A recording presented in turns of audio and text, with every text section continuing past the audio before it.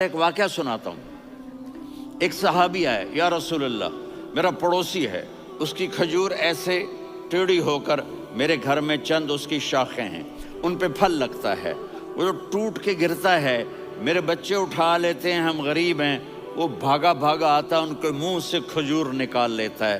اس کو کہیں کہ بچوں پر اتنی زیادتی نہ کرے۔ آپ نے اس کو بلایا، وہ منافق تھا۔ آپ نے اس سے فرمایا بھئی ایک سودا کرتے ہو؟ کہا جی کیا؟ کہا یہ کھجور مجھے دے دو اور اس کے بدلے جنت میں کھجور لے کے دوں گا۔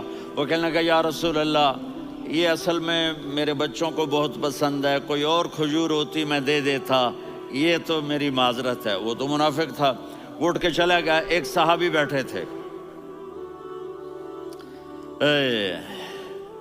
وہ کہنے لگے یا رسول اللہ اگر میں وہ کھجور لے کے دے دوں تو مجھے جنت میں لے دیں گے؟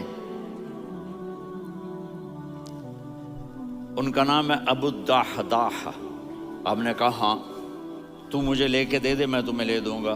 وہ اس کے پیچھے چلے گئے، اے بھائی کتنے میں بیچو گے؟ میں نے کہا جا جا، میں نے اللہ کے نبی کو نہیں دی، تمہیں کیسے دے دوں؟ کہا اچھا بھائی منہ سے بول کتنے لینے ہیں؟ تو اس نے جان چھڑانے کے لیے کہا کہ اپنا سارا باغ مجھے دے دے، کھجور لے لے۔ باغ میں 600 کھجوریں اور یہ کھجور کسی اور کو دینی ہے۔